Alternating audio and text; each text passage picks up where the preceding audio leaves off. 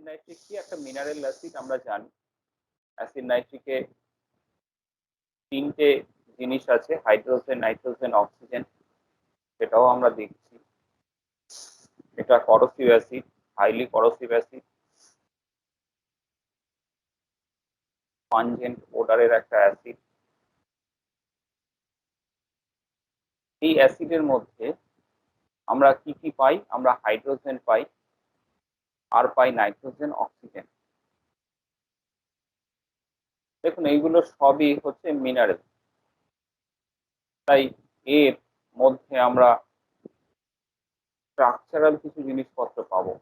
According to periodic table, hydrogen আছে first row column 1। Hydrogen কি indicate করে?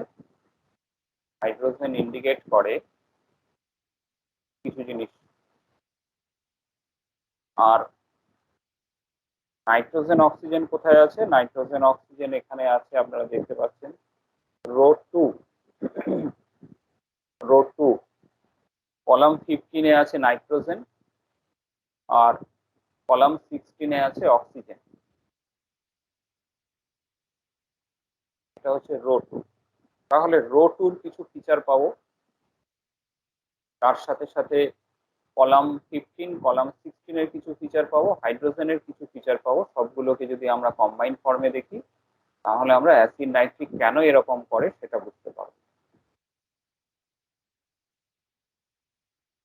কি এমন আছে অ্যাসিড নাইট্রিকের এই এলিমেন্ট গুলোর মধ্যে, এই এলিমেন্ট গুলো ফিলিংস এর মধ্যে, যেখান থেকে মানুষটা এইরকম একটা বিহেভ করে? কত ইজি ব্যাপারটা। তাহলে আমরা পাচ্ছি হাইড্রোজেন, নাইট্রোজেন, অক্সিজেন। এর মধ্যে nitrogen, oxygen belongs to row 3, আর হাইড্রোজেন তো সবার উপরে আছে আমরা জানি। হাইড্রোজেন মানে হচ্ছে এক্সিস্টেন্স। হাইড্রোজেন কি রিপ্রেজেন্ট করে? Existence, content, happy. হাইড্রোজেনের পজিশনটা কেমন বলুন তো? হাইড্রোজেনের পজিশনটা হচ্ছে এক্সিস্টেন্সের উপর। যেমন ধরুন আপনি রাত্রিবেলা খুব দুঃস্বপ্ন দেখলেন যে আপনি হঠাৎ করে একটা অ্যাক্সিডেন্টে পড়েছেন, এবং অ্যাক্সিডেন্টে এমন অ্যাক্সিডেন্ট যে বাঁচার সম্ভাবনাই নেই, এইরকম একটা অ্যাক্সিডেন্ট দেখে একটা স্বপ্ন দেখছেন, ভয়ঙ্কর একটা স্বপ্ন, সারা গায়ে একটা ঘাম, দুঃস্বপ্ন দেখে আপনার ঘুম ভাঙলো। ঘুম ভাঙার পরে আপনি বিশ্বাস করতে পারছেন না যে আপনি সেই অ্যাক্সিডেন্টে সত্যিই পড়েছেন না পড়েননি। মনে হলো যে না, কোথায় অ্যাক্সিডেন্ট, অ্যাক্সিডেন্টটা হয়নি, আমি তো বেঁচে আছি। এই যে ফিলিং যে না অ্যাক্সিডেন্ট তো হয়নি, আমি তো বেঁচে আছি, বেঁচে থাকাটাই হচ্ছে এক্সিস্টেন্স, আমি তো বেঁচে আছি। মানুষ যখন বিভাগী হয়, এই হিমালয়ের সন্ন্যাসীদের কথাই ভাবুন, যারা এত উঁচুতে এত বরফের মধ্যে তারা সন্ন্যাস নিয়ে চলে যায়। তাদের জীবনে কি আছে? তারা ঘর সংসার সবকিছু ছেড়ে সেই মানুষগুলো একদম হিমালয়ে গিয়ে বসবাস করে।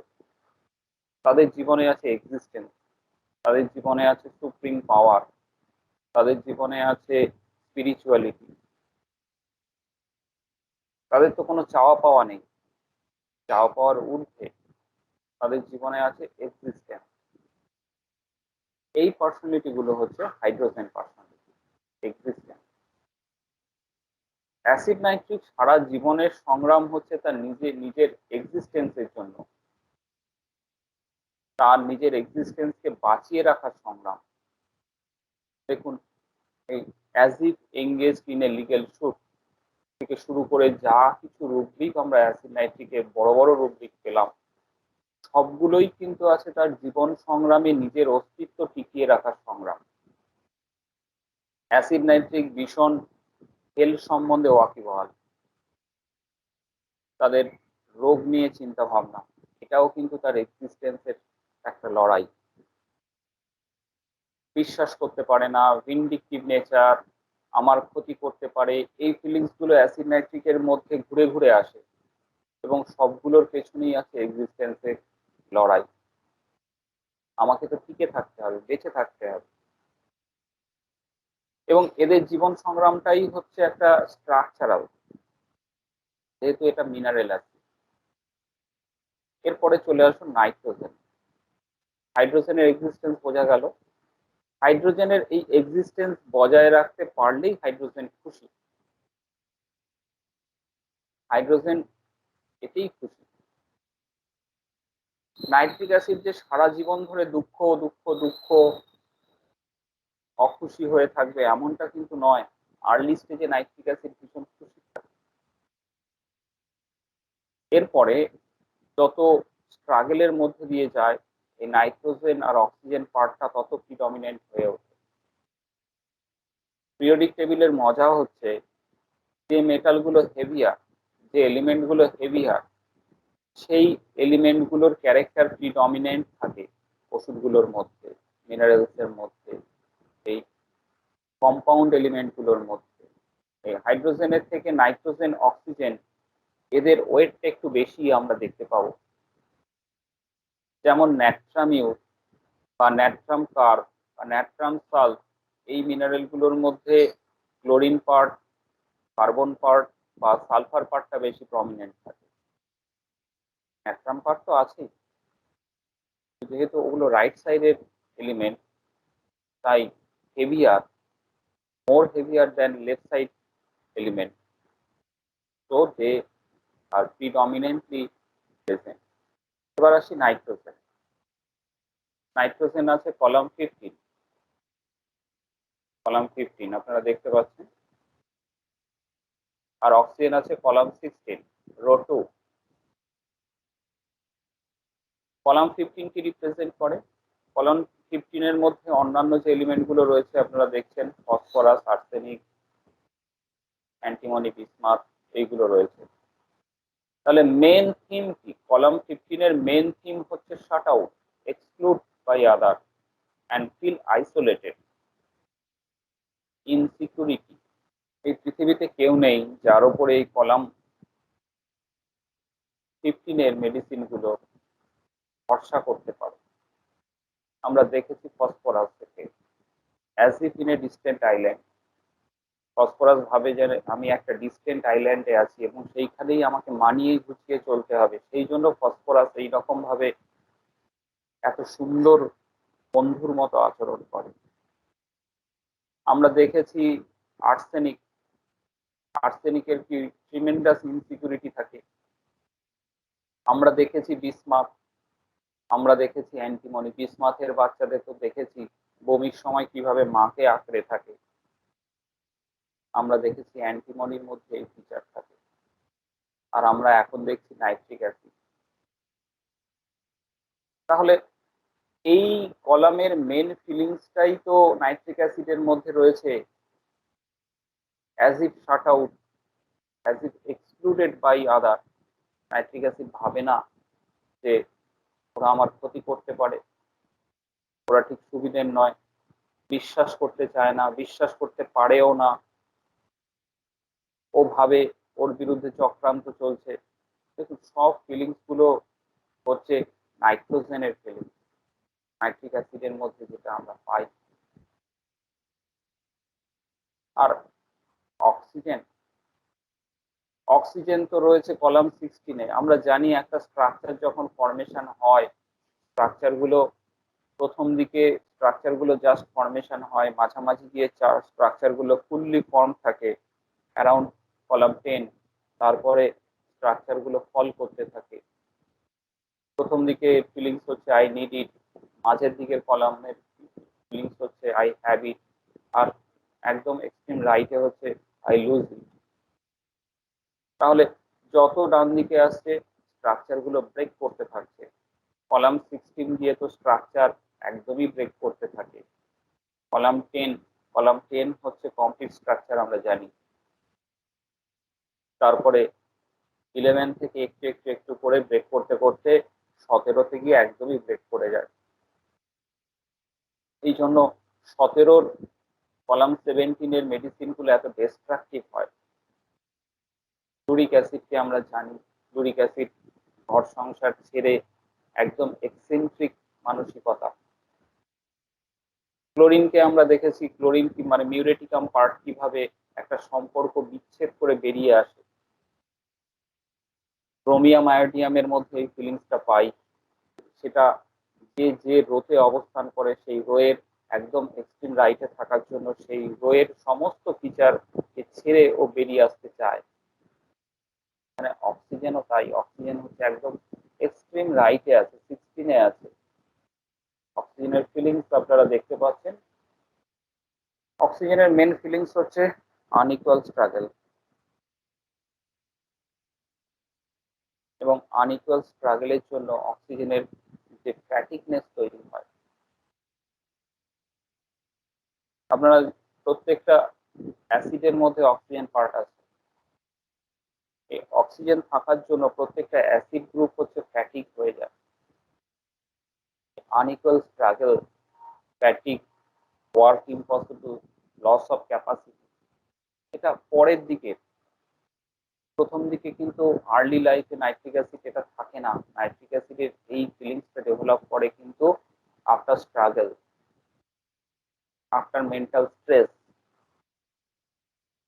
নাইট্রিক অ্যাসিডের মধ্যে আরো যেটা পাওয়া যায় সেটা হচ্ছে হারিডনেস। অমিতাভদা বলেছেন আগে খুব সুন্দরভাবে যে নাইট্রেট পার্টটা কেমন ভাবে হারিড করে দেয় আমাদের। তার কারণ হচ্ছে নাইট্রোজেন এক্সপ্লোশন ঘটায়, টিএনটি নাইট্রোজেন থেকে তৈরি হয়।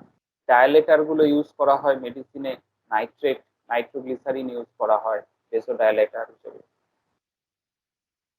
এই নাইট্রেট থাকার জন্য ইউরিয়া, ইউরিয়া আবিষ্কারের পর থেকে চাষবাসের ডেফিনেশনই পাল্টে গেছে।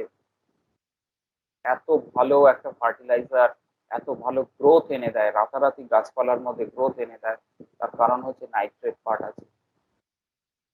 আমরা জানি ইউরিয়া দিয়ে মুড়ি ভাজা হয়, মুড়িগুলো আরো বেশি সুন্দর হয়, আরো বেশি ফুলে ওঠে, আরো বেশি অ্যাট্রাকটিভ হয়। তাহলে এই যে সমস্ত কিছু চিন্তা ভাবনা নাইট্রিক অ্যাসিডের মধ্যে চলে, এগুলো এক্সাজারেটেড ফর্মে চলে, তার কারণ হচ্ছে নাইট্রেট পার্ট থাকার জন্য। নাইট্রেট পার্ট এদের মনের ভেতরে যে চিন্তাটা আসে সেই চিন্তাটাকে কি করে আরো এক্সাজারেটেড করে দেয়। ইউরিয়া যেভাবে মুড়িকে ফোলায়, ঠিক সেই রকম ভাবে এরা নাইট্রেট পার্টটা, নাইট্রিক অ্যাসিডের চিন্তা ভাবনা গুলো, ফিলিংস গুলো, হাইড্রোজেন নাইট্রোজেন অক্সিজেনের যে কোর ফিলিংস, সেই ফিলিংস গুলোকে আরো এক্সাজারেটেড করে দেয়, এবং সবগুলো মিলেমিশেই আমরা নাইট্রিক অ্যাসিড পাই। তাহলে নাইট্রিক অ্যাসিডের জীবন সংগ্রাম হচ্ছে এক্সিস্টেন্সের জন্য, কন্টেন্ট হ্যাপি থাকার জন্য, সব সময় একটা লিগ্যাল শুটে এঙ্গেজ থাকে, ডিলিউশন এঙ্গেজ নেই, লিগ্যাল শুট। এটাই নাইট্রিক অ্যাসিডের মেন রুব্রিক, এবং এটাকে সেন্টার করেই নাইট্রিক অ্যাসিডের সমস্ত প্যাথোলজি আবর্তিত হয়। উত্তমদা কত সুন্দর একটা কেস বললেন, যার মধ্যে আমরা রেজ পেলাম না, ভিনডিক্টিভ নেচার পেলাম না, এগুলো কিচ্ছু পেলাম না। সেটা একটু অন্যভাবে নাইট্রিক অ্যাসিডকে রিপ্রেজেন্ট করলো। আমরা পাবো না সব পেশেন্টের মধ্যে ওই রকম ভিনডিক্টিভ রেজ। তার কারণ হচ্ছে সব মানুষের জীবন সংগ্রাম তো এক নয়। যে মানুষটা জীবনে বড় কোনো হার্ট হলো না, গ্রিফ নেই, সেই মানুষটা আমরা মিউরেটিকাম পার্ট কি করে পাবো না একটা মিউরের মধ্যে? বা ইগনেশিয়ার গ্রিফ, সিটিয়ার গ্রিফ সেই মানুষটার মধ্যে তো আমরা পাবো না। যদি মানুষটা সেই স্টেজের মধ্যে দিয়ে যায়, তখন এই প্যাথোলজি গুলো ডেভেলপ করে। এটা হচ্ছে মেন্টাল স্ট্রেস। তা নাইট্রিক অ্যাসিড আর্লি স্টেজে কেমন হয় সেটা জানতে হবে। নাইট্রিক অ্যাসিডের এখানে যা যা ফিচার দেখতে পাচ্ছেন সবই কিন্তু লেট স্টেজের ফিচার। Dissatisfied soul, over sensitive physical, mental, emotional change, এটা হচ্ছে নাইট্রিক অ্যাসিড বরাবর। Nitric acid over sensitive physical, mental, emotional plane, তার কারণ হচ্ছে এর এক্সিস্টেন্সের লড়াই। তার জন্য সে ভীষণ ওভার সেন্সিটিভ। এর মধ্যে নাইট্রেট পার্ট আছে, তার চিন্তা ভাবনা গুলোকে কয়েকশো গুণ বাড়িয়ে তোলে। আমরা এর ওভার সেন্সিটিভনেস দেখেছি এর অ্যালার্জিক ম্যানিফেস্টেশনের মধ্য দিয়ে, তার চট করে ঠান্ডা লাগার মধ্য দিয়ে, তার না গরম ভালো লাগে না ঠান্ডা ভালো লাগে, দুটোতেই অ্যাগ্রাভেশন হয়। এটা হচ্ছে ফিজিক্যাল লেভেলে। মেন্টাল লেভেলে ওভার সেন্সিটিভনেস দেখেছি, তার বিরুদ্ধে কথা বললে সে মেনে নিতে পারে না, সেখানে প্রতিবাদ করে। মনে করে তার বিরুদ্ধে চক্রান্ত চলছে। এটা মেন্টাল স্ফিয়ারে দেখেছি। ইমোশনাল স্ফিয়ারে দেখেছি নাইট্রিক অ্যাসিড হঠাৎ করে রেজ তৈরি হয়, নাইট্রিক অ্যাসিড কেঁদে ফেলে কথা বলতে বলতে, নাইট্রিক অ্যাসিডের মধ্যে ভীষণভাবে একটা ভিন্ডিকটিভ নেচার থাকে, প্রতিহিংসা পরায়ণ হয়, এগুলো ইমোশনাল স্ফিয়ারে আমরা দেখেছি। প্রত্যেকটাই কিন্তু প্যাথোলজিক্যাল, মানে হচ্ছে একটা মানুষের মধ্যে এই কোয়ালিটি সবার মধ্যে আছে, কিন্তু সেই কোয়ালিটি গুলো কতটা থাকলে আমরা ধরবো এটা কোয়ালিফাই করলো। যেমন বিএইচএমএস এ 50% নাম্বার পেলে আমরা কোয়ালিফাই করে নেক্সট পরীক্ষার জন্য যাই, 49 পেয়ে গেলে কিন্তু সাপ্লি। তাহলে 50%-এর ওপরে আমাকে থাকতে হবে, এই রকম ভাবে এই ওষুধগুলোর মধ্যে এই ক্যারেক্টারটা কোয়ালিফাই করতে হবে, মানে সেই লেভেলে তো থাকতেই হবে, তার থেকে বেশি থাকলে ভালো, তাহলে অনার্স পাওয়া যাবে। তাহলে ওভার সেন্সিটিভনেস হচ্ছে physical plane, mental plane, emotional plane, আমরা দেখেছি বিস্তারিত ভাবে। নাইট্রিক অ্যাসিডের ফিলিংসটা এতক্ষণ আমরা বলে ফেলেছি, যে feels everyone is doing wrong with him. তার কারণ হচ্ছে এটা হচ্ছে নাইট্রোজেনের জন্য, কলাম 15 এর জন্য এই ফিলিংসটা তার মধ্যে তৈরি হয়। So he feels they are the victim of unequal struggle, যেটা অক্সিজেন পার্টের জন্য তৈরি হয়। তো for existence they keep fighting, সারা জীবনই ও ফাইট করতে থাকে। এটা কিন্তু ইনজাস্টিসের জন্য ফাইট করছে না, এ ফাইট করছে নিজের জন্য, সেলফ ওরিয়েন্টেড,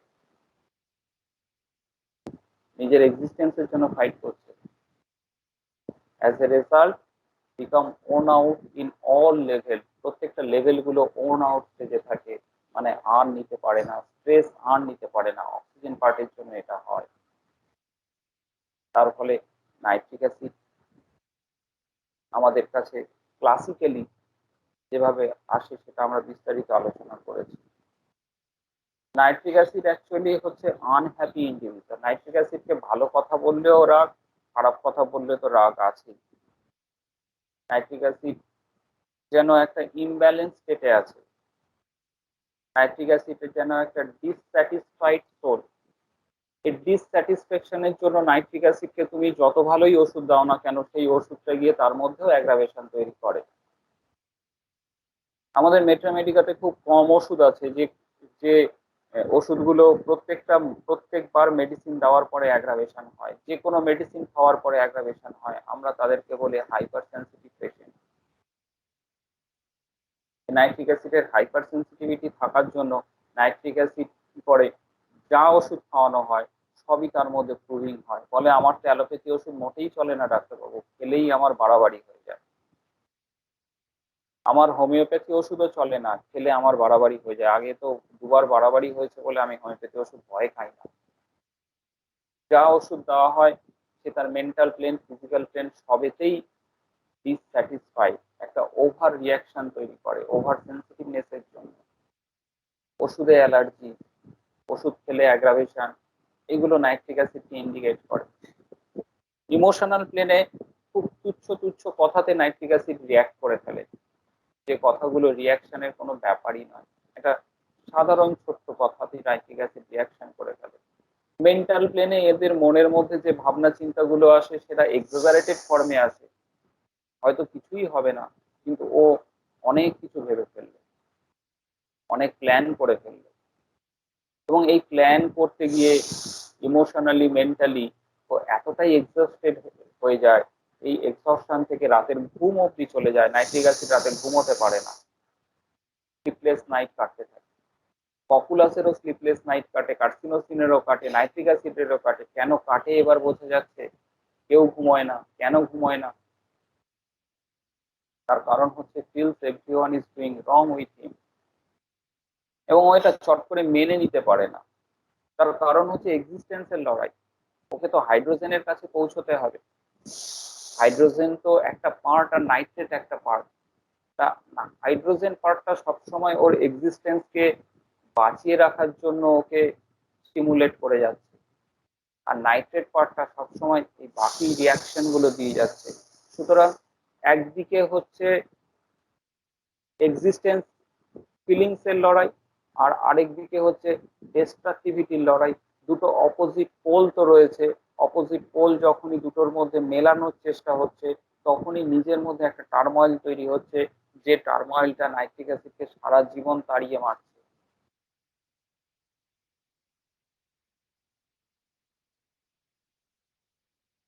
নাইট্রিক অ্যাসিডের মধ্যে আমরা দেখেছি এরা কতটা সেন্সিটিভ, যে কোনো এক্সটার্নাল নয়েজ, এক্সটার্নাল ওডার, একটু খাবারের অল্টারেশন এরা একদম সহ্য করতে পারে না।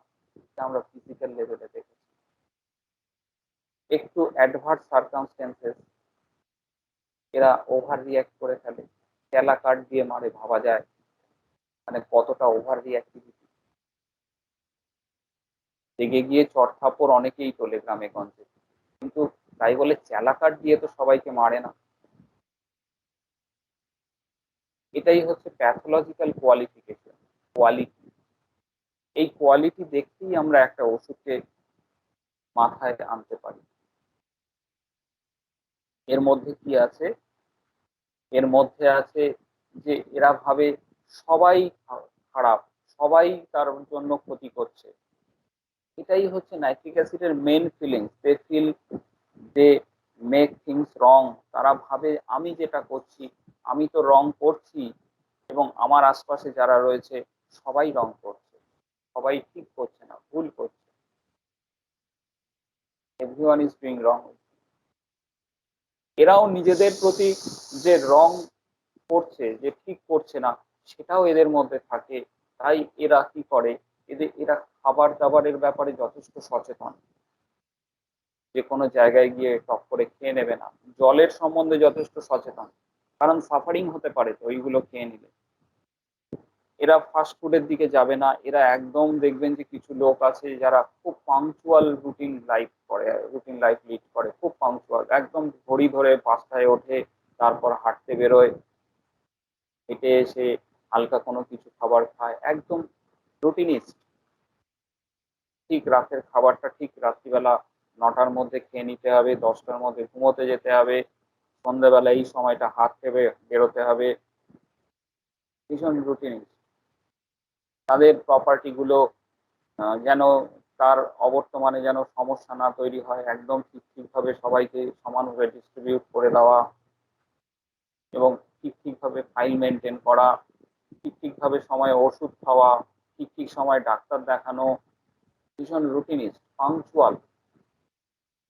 এই জায়গা থেকে এদের মধ্যে এটা আসে, এটা আর্লি স্টেজের দিকে আসে।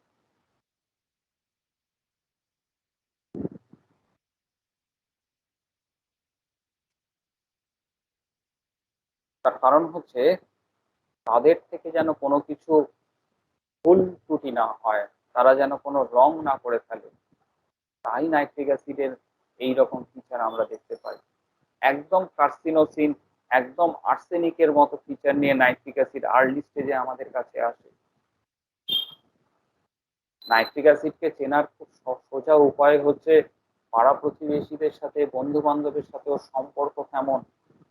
পাড়া প্রতিবেশীরা বলবে যে ওর মতো বাজে লোক হয় না, স্বার্থপর, ধান্দাবাজ, যেমন আর্সেনিক সম্বন্ধে সবাই বলে। একই তো ফিলিংস আছে কলাম 15-এ, নাইট্রোজেনের নিচেই আছে আর্সেনিক।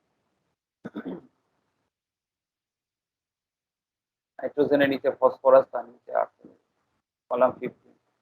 তাহলে নাইট্রোজেনের যা কিছু ফিচার আমরা দেখতে পাচ্ছি, আর্সেনিকের মধ্যে অলরেডি আমরা সেই ফিচার গুলো দেখে নিয়েছি। আর এই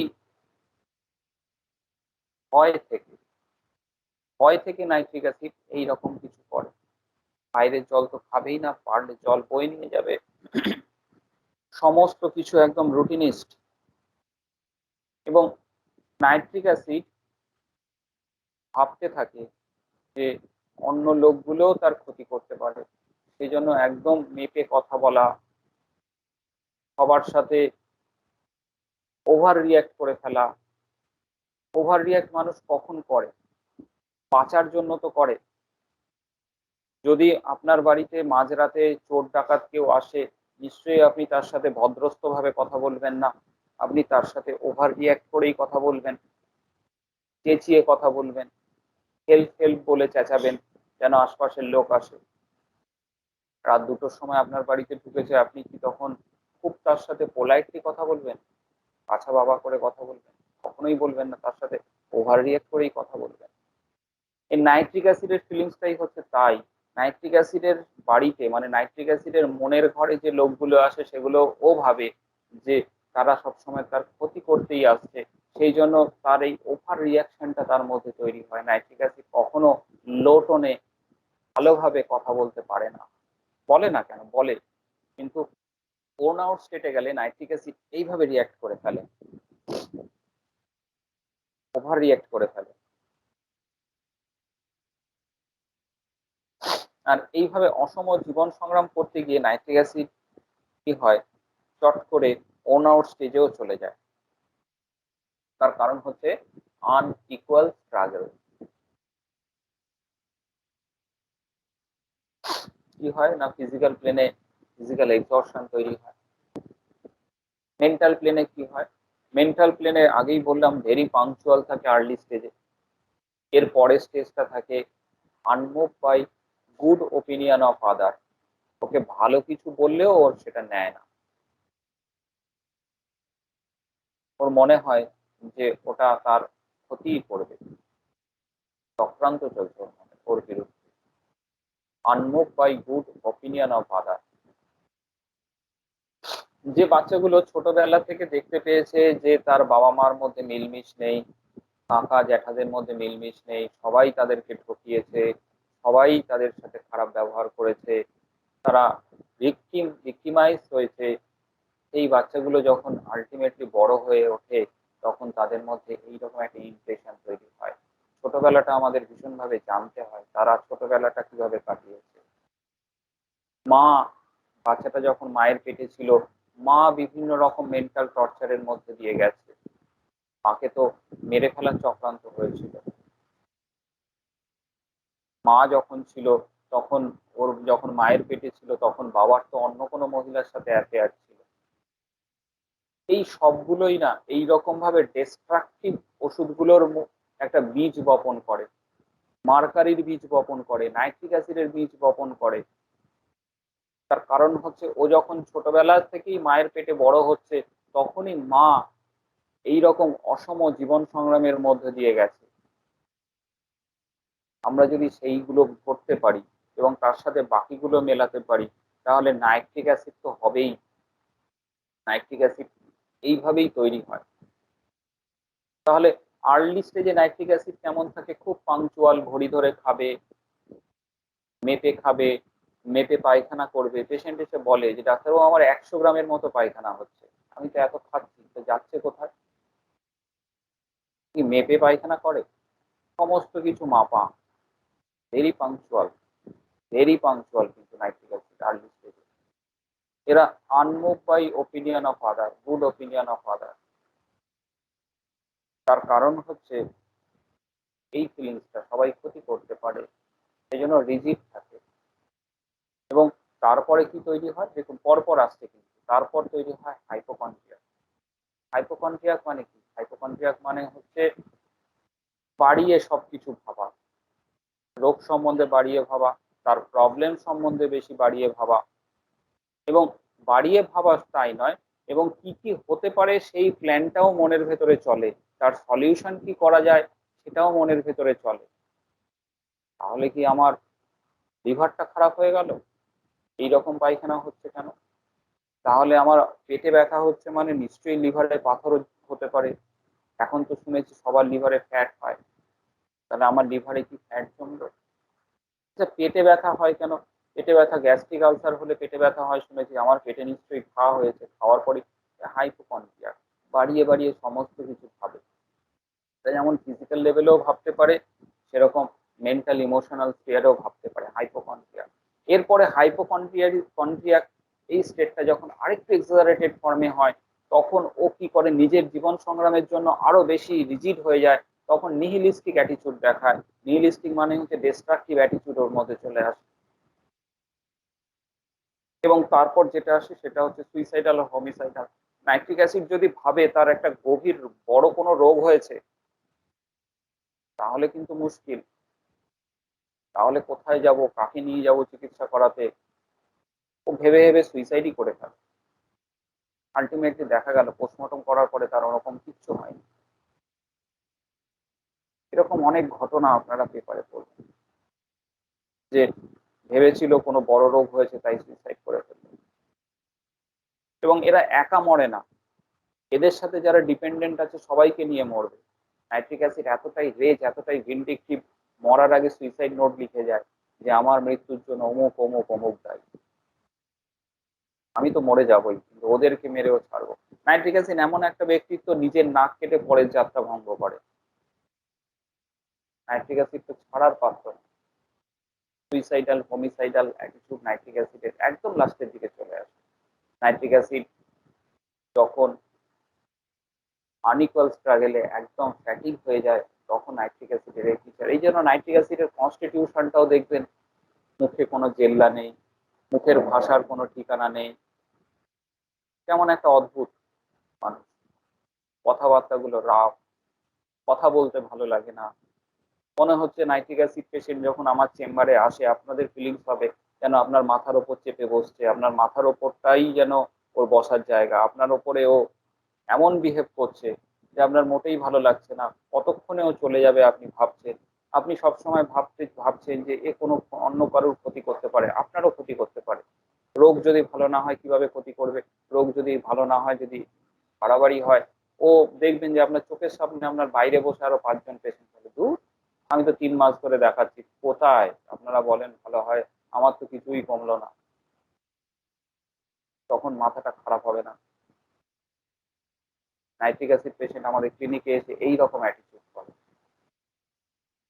ব্যথা তো বেড়ে গেল ডাক্তারবাবু, আগে তো তাও হাঁটতে পারতাম, এখন তো অবস্থা যে আমার হাঁটতে গেলেই দম বেরিয়ে যাচ্ছে। এই ঘাটার কি হবে, ঘায়ের জন্য তো আমি ওষুধ খাচ্ছি কিন্তু ঘা কমলো কই, এই রকম অ্যাটিটিউড নিয়ে নাইট্রিক অ্যাসিড আমাদের সঙ্গে কথা বলে। দেখেই মনে হবে যেন কতক্ষণে যাবে ক্লিনিক থেকে। নাইট্রিক অ্যাসিড ভদ্রভাবে কথা বলবে না। নাইট্রিক অ্যাসিডের মধ্যে এই যে একটা পেস্ট, পেস্ট মানে কি, যারা সবসময় আমাদের ক্ষতি করতে চায়, একটা পেস্ট অ্যাটিটিউড আপনারা নাইট্রিক অ্যাসিডের মধ্যে পাবেন। নাইট্রিক অ্যাসিড যেন আপনারও পেস্ট, আপনার ওষুধ খাচ্ছে ভালো হচ্ছে, উল্টে আপনার বদনাম করছে, এমন ভাবে বলছে 5টা রুগী সম্বন্ধে, রুগীর সামনে, যে আপনার সম্বন্ধে একটা খারাপ কিছু যাচ্ছে। কারণ ওর তো বাকিগুলো সারলেও রাতের ঘুমটা আসে, সেই ঘুমটা কেন এলো না সেটা নিয়েও এমন ভাবে বলবে যেন আপনি ওর কিছুই সারাতে পারেন। আপনার ফিলিংসটা কি হবে? আপনার ফিলিংসটা হবে কতক্ষণেও আমার কাছ থেকে যাবে। এবং টোটাল আলটিমেট স্টেটটা আপনার কাছে কি মনে হবে? মনে হবে টেরিবল। আপনি তো ওই সামান্য কয়েকটা মুহূর্ত, কয়েকটা সময়, কয়েকটা মিনিট আপনি পেশেন্টকে দেখছেন, সেইখানেই আপনার ফিলিংস হবে টেরিবল। তার মানে এই মানুষগুলো যার প্রতিবেশী হয়ে আছে, যেখানে কাজ করে, ওর কলিগ যারা, তাদের কাছে কতটা টেরিবল হতে পারে আন্দাজ করতে পারছেন? Terrible, tremendous. ট্রিমেন্ডাস মানে হচ্ছে অনেক বেশি, অনেক ভয়ঙ্কর, ওভারওয়েলমিং একটা। নাইট্রিক অ্যাসিড যখন আপনার কাছে এসে বসবে, কথা বলবে এরকম ভাবে, তখন আপনি নিজেই ওভারওয়েলম হয়ে যাবেন। আপনি যেন জাস্ট নিতে পারছেন না ওর কথাগুলো, যেন টোটাল ব্যাপারটাই, এ তো নিজেও সারছে না, নিজেও ভালো হচ্ছে না, পুরো ক্যান্সারের মতো আপনার বাকি যে পেশেন্ট গুলো রয়েছে তাদের মধ্যেও আপনার সম্বন্ধে একটা ব্যাড ইমপ্রেশন তৈরি করে দিয়ে চলে যাবে, যেন ক্যান্সারের মতো, ইট বিকাম এ ক্যান্সার। তো দেয়ার ইজ নো আনসার। ওই কি করে বোঝাবো, কি বলবো? ওর মাথার মধ্যে ওর ভাবনা চিন্তাগুলো এমন ভাবে হয়ে রয়েছে, ওকে কোনো কিছু বোঝানোই যায় না, যেন টোটাল ক্যান্সার মানে কি, ক্যান্সার মানে ক্যান্সার নয়, এখানে ক্যান্সার মানে হচ্ছে ডেস্ট্রাকটিভিটি, যার কোনো সলভ করা যায় না। ক্যান্সারের তো কোনো আনসার থাকে না। তাহলে অথচ তো সেটা একটা রোগ, এবং অথচ যে রোগ মানুষকে একদম মৃত্যুর দিকে ঠেলে দেবে। কোথায় যাব, কখন কেমো হবে, কখন as you engage in legal suit, আগে উত্তমদা বললেন নাইট্রিক অ্যাসিডের পেশেন্টের মধ্যেও ক্যান্সার নেই। ক্যান্সারটা এখানে শুধু যে ক্যান্সারে ভয় পাচ্ছে তা কিন্তু নয়, নাইট্রিক অ্যাসিড হচ্ছে এমন এমন রোগে ভয় পাচ্ছে যে রোগগুলো সারার নয়, যাদের কোনো আনসার তার কাছে নেই। শুধু ক্যান্সার নয়, এখানে বড় বড় রোগ, কিডনি ফেলিওর, রেনাল ফেলিওরের সমস্যা ভাবছে, বা অন্য কোনো রিমেটয়েড আর্থ্রাইটিস, যেগুলো কোনো সারছে না, অনেকদিন ধরে সারতে চাইছে না, এই সমস্ত ভাবনা চিন্তাগুলো নিয়ে নাইট্রিক অ্যাসিড আমাদের কাছে আসে